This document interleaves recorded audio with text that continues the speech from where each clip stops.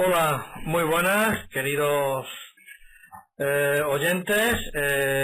Retomamos nuevamente un programa que habíamos dejado de momento por cuestiones personales y algunas situaciones que hemos vivido los hermanos Cruz últimamente.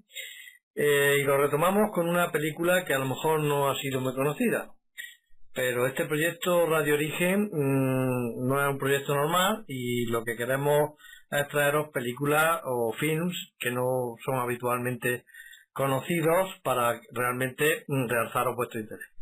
El film de hoy se titula El huevo de la serpiente y en concreto es una obra de Ingmar Bergman, hecha en la Alemania del Oeste, en la República Federal de Alemania, en el año 1977. Y tenemos nuevamente a Juanma Cruz, el experto en análisis de películas, que nos va a hacer una breve introducción sobre los actores y la temática de la película. Bienvenido al programa, Juanma. Hola, buenas tardes, Julio. ¿Qué pasa? Tal? Pues nada, nuevamente retomando este proyecto que empezamos hace ya unos meses. ¿Qué nos traes hoy, Juanma? Pues como tú bien has dicho, traemos una película de Ingmar Bergman, una película que tiene nacionalidad alemana del oeste, de 1977, y es una película que ha llegado a mi hemeroteca mental hace muy poco tiempo, y de la cual tengo que decir que he quedado bastante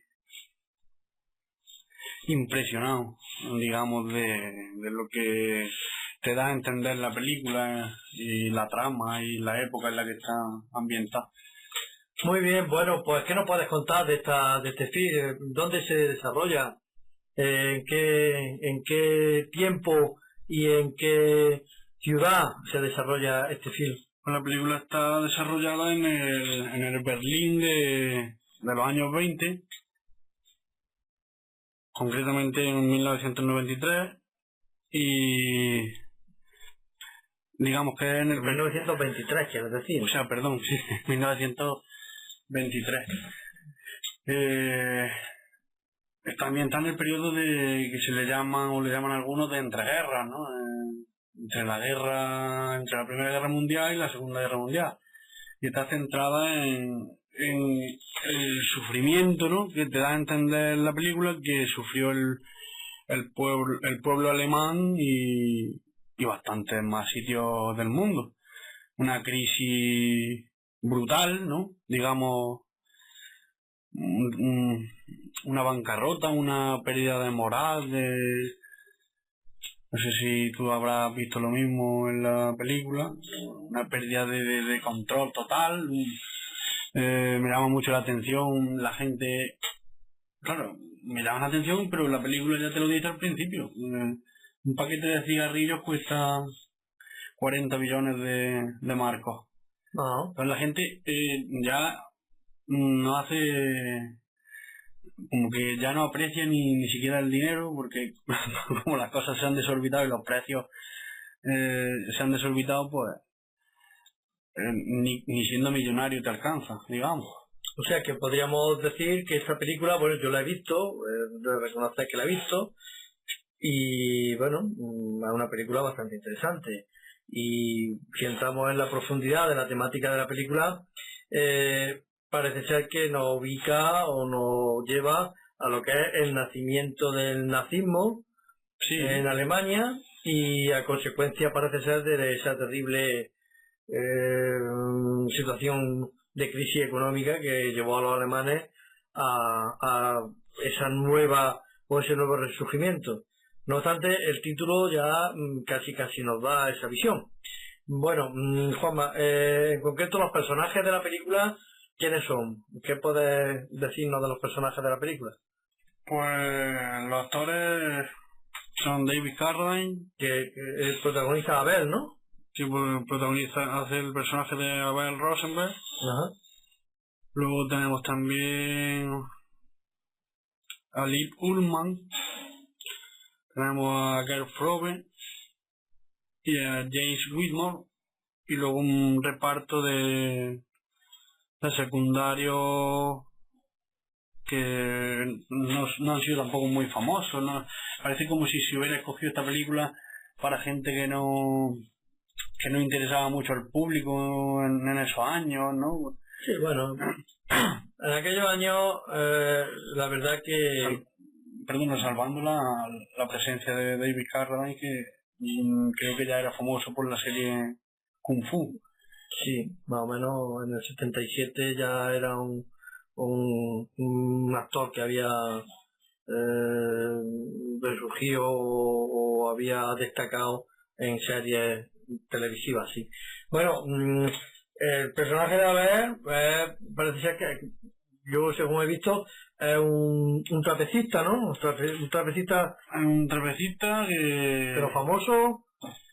En cierto modo, sí, en el ámbito de, digamos, por llamarlo de una manera, la farándula de Berlín de aquellos años, te da a entender que como la gente estaba ávida de entretenimiento y de evasión, porque la película te da muchas señales de que la gente necesitaba evadir la mente como fuese. Pues sí, el personaje efectivamente es un trabajador de circo que, junto con su hermano que se llama Max, ¿no? Max Rosenberg. Pero qué acontecimiento, porque en la película hay un acontecimiento crucial, ¿no? En la que hay algo que desencadena la actitud de Abel, ¿no? O ese deambular que se ve en la película, incluso ese alcoholismo, esa apatía de la vida que nos presenta en la película. ¿Cuál es el hecho que causa que su mente se distorsione también de esa manera o que entre en esa apatía? Pues la película empieza con el descubrimiento de que su hermano Max se ha pegado un tiro y se ha suicidado. Entonces eso a él lo deja bastante mal.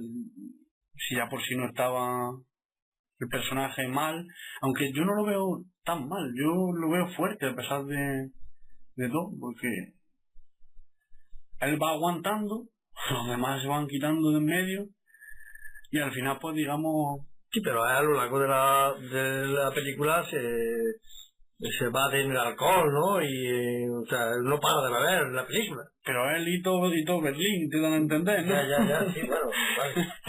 Lo que sí, en la trama de la película se descubre que es de origen judío, ¿no? Porque sí, el personaje es de origen judío. Ya no se siente tampoco muy bien por ser judío o algo. No, porque ya en esa época en la que está fechada la película, ya él estaba haciendo sus cositas, sus pinitos, los camisas marrones, decirle.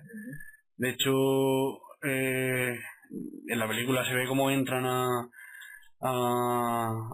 asalto a un burdel, se lían allí a palos y ya está. Y incluso en la calle también se ve otro episodio de eso, que vamos, el nazismo no estaba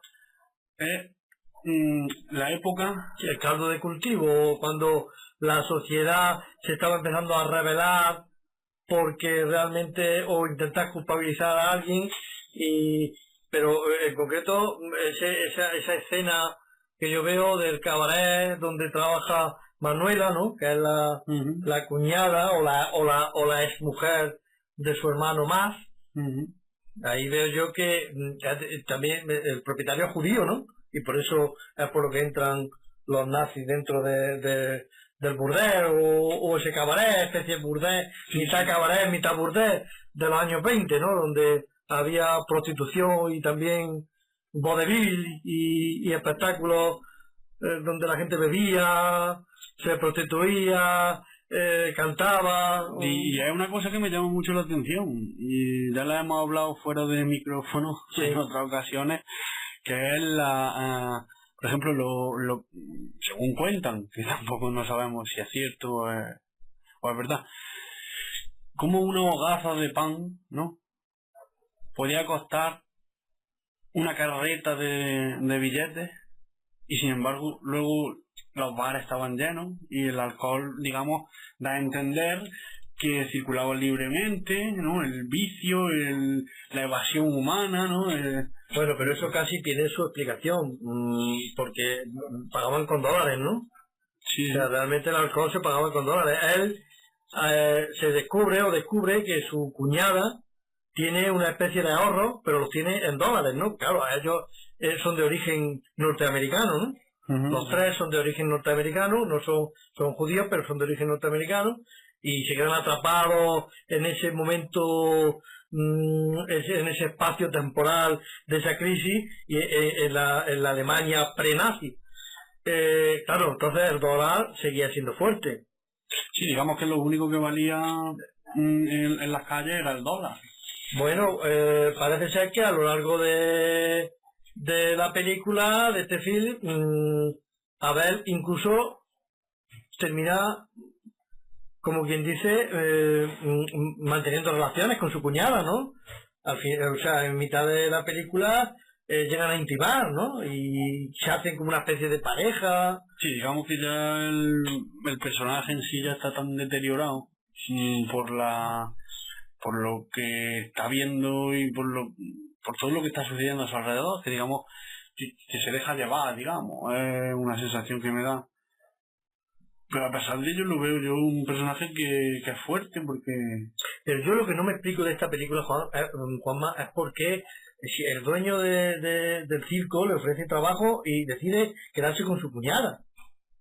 Y que es cuando cambian de domicilio y se van a esa especie de fábrica o fabric alemana, donde o hospital, medio hospital, donde terminan dándole una vivienda, ¿no? Ahí y un trabajo, ¿no? A cada uno, a ella de la bandera, ¿no? Y a él en los archivos. No sabría qué responderte. Yo creo que es también como una especie de giro, ¿no? De giro de la película. Ya la película es muy deprimente en sí, ¿no? Sí, sí. Es como meterle ya un giro final. Eso también es cuestión de directores de cine y de cómo llevar también una película. Es como acelerar la película al desenlace, porque el desenlace, si te das cuenta, es bastante trágico. Él llega. Sí, bueno, no nos adelantemos. Veamos, antes de hablar del desenlace, veamos la escena macabra de cuando le presentan su trabajo, ¿no? Que lo hacen pasar por una serie de niveles dentro de ese hospital tenebroso, desde que ya le advierten que ahí se hacen cosas raras o cosas fuera de contexto que no se tienen por qué hacer en un hospital, y baja una serie de niveles donde va al último nivel, y en ese último nivel le dicen que tiene que cambiar las carpetas de la carpeta de un color a otro color, y ese es su trabajo a partir de ese momento. Bueno, y otra cosa que observo es que también al final termina trabajando por el sustento, por una especie de fiambrera, ¿no? Sí, por la comida, digamos. Exactamente. Bueno, el deterioro ya está, que incluso Manuela se adelgaza, ¿no? Y llega también a una decadencia fruto del mismo trabajo tan duro que tiene que hacer. Sí, de hecho le echan una bronca. Efectivamente, ellos intentan verse, ¿no? Sí, y sale una mujer más mayor que Manuela y le echan la bronca pero de muy malas maneras. Bueno, luego hay un giro, ¿no? Sorprendente dentro de la película, donde él, una de las veces, ya llega a ver a Manuela, ¿no? Y Manuela, ¿cómo se la encuentra? Pues se la encuentra cómo se encontró a su hermano. Se había suicidado, se había muerto. Tampoco no lo deja claro la película. Él se encuentra muerta y a él se le va ya completamente el tarro, porque encima de cómo está la cosa afuera, dentro también está mal, ¿no? Y ya pues empieza a sospechar. Y no sé si habrás notado tú que hay una escena anterior a todo esto en la que él se mosquea mucho, y yo creo que es el detonante de que la mujer acabe como acaba. Hay una discusión, ¿no? Sí. En la que ella le reprocha que no se puede vivir con tanto miedo, que no se puede vivir amargado, que no se puede vivir y acaban como terminándose de demandar a la feria a cada uno. Y eso pues me da la sensación de que a ella pues la deja ya lista y a él también, porque automáticamente se va de borrachera, se va acaba de prostituta en una y... casa muy extraña que lo pilla una chavala que está en la calle y le dice una frase que me llama mucho la atención, porque él está completamente abatido y borracho, tirado en el suelo, y se acerca a la chavala y le dice que si quiere pasar un rato agradable con ella y con unos amigos. Y a él le dice a ella que se vaya al infierno. Y ella se contesta, ¿acaso no estamos ya en el infierno? Sí, sí. Bueno, después de encontrarse a su cuñada ya muerta, es cuando ve un estallido, rompe un espejo, ¿no? Sí, se precipitan ya. O ve un flash como si Es como un si- contraluz como si y ve hubieran- una cámara, ¿no? Como si le hubieran echado una fotografía o... Efectivamente. Y a partir de ese momento empieza la persecución, ¿no? Y el descubrimiento de la trama, ¿no? Sí, él se lía a romper todos los espejos que hay en la casa esa que... Alquilada. En la que están viviendo, que curiosamente es proporcionada por Por el hospital, sí. el hospital. Entonces, pues... descubre detrás de los espejos que la casa está llena de cámaras. Lo que no me ha quedado muy claro es si eran de vídeo o eran de fotografía. No, eran de película porque luego después se ve que eran películas que filmaban, una especie de Gran Hermano. Que es que en realidad yo cuando vi ese desenlace yo vi que era un Gran Hermano, Sí, era la escena de Gran Hermano, o sea que auténticamente espionaje y del bueno. efectivamente. Luego claro, cuando ya llega esto ya comete unos asesinatos hasta llegar a una especie de habitación, ¿no? En las profundidades, Pero ¿no? comete unos asesinatos porque es que lo intentan también asesinar, ¿eh? Claro, a él intentan matarlo, quitárselo de medio, efectivamente. Y a él se va quitando de medio al que le estorba hasta llegar a esa especie de habitación, que es como una especie de laboratorio, donde ahora, ahí ya sí le descubren realmente la trama. Porque sale un señor médico, un científico, que le desvela. Su amigo de la infancia. Ah, efectivamente, su amigo de la infancia, que no hemos hablado de él. Un detalle muy No, importante. que no hemos hablado de él, que exactamente, que era, si el amigo de la infancia era americano, ¿no? Había estado en Estados Unidos, era de origen alemán, pero había estado en Estados Unidos. Digamos que sí. Y sabía su vida, vamos, hay una escena en la película que le cuenta su vida, Sí, y sabía su vida de pe a pa. Hay una cosa muy llamativa que para mí para mi manera de entender es muy clave en el asunto. Clave me refiero en lo que tú llamas gran hermano, en la vigilancia perpetua, la clave es que a los 15 minutos de la película él sale de esto, ¿cómo se llama? Donde se cambian los artistas. Sí, de vestuario de donde se cambian los artistas, del camerino. El camerino. Él sale del camerino y se encuentra con el tal Bergerus, Sí.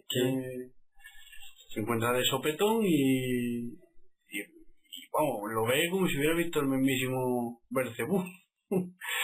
y luego con Manuela, pues, indagando, como ha sido un amigo de la infancia, pues, dice que ha visto a Bergerus, que hacía por allí, se extrañaba, ¿no? O sea, es como si le estuviese haciendo un seguimiento, ¿no? Pero- claro, pero luego se desvela. Pero prácticamente desde que eran chicos, desde que eran, porque Bergerus le dice, porque claro, David Carradine, su personaje, al verlo se asusta tanto que se hace el tonto y no quiere ni saludarlo. Sí. Pero el otro le insiste, incluso le nombra y le dice, ¿recuerdas cuando echamos nuestro primer cigarrillo juntos? Sí, no tiene muy buenos recuerdos. Y hablando con Manuela, una cosa que me llama mucho la atención, que está hablando con ella y claro, está intentando averiguar qué pintaba Bergerus ese tiempo. Entonces pues le cuenta, David Carradine le cuenta a Manuela que de pequeños pues vivió un episodio con Bergerus, que es que los dos cogieron a un gato y lo abrieron. Bueno, lo abrieron no, Carradine dice que lo abrió Bergerus, pero sin ningún tipo de sentimiento, digamos, de lo que se le pide al humano, ¿no? Y sacó el corazón con el animal vivo, y lo mantuvo en la mano, latiendo el corazón del animal. Sí, lo que sí está claro... Eso es lo que le hace a él. Sí, tenerlo como aberración, como esa persona no era una persona de fiar. Yo lo que traigo de esta película, Forma, al final, es que realmente está muy bien trama. La trama es muy buena, porque aprovechando ese momento histórico de la Alemania nazi, es como Ingmar Bergman lo que quiere dar a entender es que el huevo de la serpiente pues es una metáfora, una famosa metáfora en la que el huevo de la serpiente es transparente y entonces desde fuera estás viendo crecer lo que será la serpiente. O sea, una metáfora de que la serpiente sea un nuevo ser despiadado y horrible, con lo horripilante que se le tiene a los seres ofídicos, seres reptiles, seres reptilianos, seres... Entonces, en esta película lo que sí realmente identifica a la serpiente como el mal, sí, está claro, con la aberración. Y claro, es como dar una explicación de que por ese hecho histórico la sociedad alemana fue tan víctima de la situación, pagó tanto y tan caro la torpeza de sus dirigentes de la Primera Guerra Mundial, que surgió el nazismo, que es como que dice la serpiente, que todo el mundo sabía que algo iba a pasar y que ciertas personas o ciertos personajes, los más aberrantes, llámense Hitler, llámense científicos locos, llámense personas aberrantes, pues entraron todos en una especie de amalgama de personas o de personajes que luego dominaron temporalmente el mundo y hicieron esas horribles cosas o situaciones que se vivieron en la Segunda Guerra Mundial y que hemos heredado realmente, aunque hay quien dice que de aquello pues también salieron avances científicos, etcétera, que es lo que defiende también el científico. O sea, el científico loco lo que está diciendo es que hay que experimentar porque a lo largo el tiempo dirá que esos experimentos son para el bien de la sociedad. Entonces, la verdad es que te deja una reflexión o un pozo de decir ¿qué estarán haciendo actualmente los científicos a nuestras espaldas sin saberlo nosotros en pro de una sociedad en un futuro o qué será o qué sociedad nos espera en un futuro a nuestros hijos o a nuestros descendientes? Porque podríamos decir que actualmente la situación que se está viviendo, esta crisis que hemos vivido, también es un caldo de cultivo para que surja una serpiente, ¿no, Juanma? ¿No crees tú? Sí, yo creo que sí. Yo creo que digamos que de otra manera distinta, ¿no? Porque en aquellos años... Sí, había otras connotaciones distintas. La exigencia... Aquellos años la gente... Tenemos que entender que venían de una guerra mundial. Sí, pero nosotros hemos vivido ahora otro tipo de guerra, que es económica. Sí, la guerra económica. Que no ha habido sangre, pero sí ha habido dolor. Y sigue habiendo dolor. La guerra económica, pues es otra manera de oprimir al ganado, ¿no? Efectivamente. Bueno, Juanma, pues ya llevamos bastantes minutos. El compromiso es de no hacer estos programas muy largos. Les recomendamos, por supuesto, a nuestros oyentes esta película, porque es una película que, a pesar de ser de 1977, es muy actual, porque hay quien dice, y hay voces que dicen hoy en día, que en la Europa, incluso en Estados Unidos, están resurgiendo nuevamente tendencias de tipo sectario, nacional socialista o de nazismo, o temas, por ejemplo, como este señor Donald Trump y todo esto así que están hablando de en fin, de que los inmigrantes son los culpables, y yo quiero hacer una reflexión al respecto. Yo creo que realmente, para mí, lo que traigo de esta película es que todos estos hechos son provocados por mentes que están detrás de las cortinas y que lo único que intentan es experimentar continuamente con nosotros. Efectivamente, así, y yo pienso que, claro, eso es una cosa que es difícil de averiguar, ¿no? Pero detrás de esa gente sin alma, digamos, ¿no? Porque tienes que estar sin alma, ¿no? Para usar a otro ser vivo, ¿no? Semejante a ti, a semejante experimento, por muy beneficioso, ¿no? Que pueda ser eso en un futuro, pero lo que no se puede hacer es exprimir a ciertos sectores del mundo que suelen ser siempre los mismos.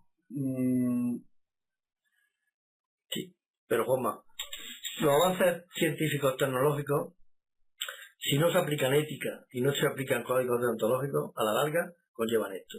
Y cuando la sociedad o la civilización o las personas que estamos en el mundo, que no sabemos de lo que va esto, empezamos a pasar necesidades, con dinero se nos puede hacer o obligar a hacer cualquier cosa. Claro.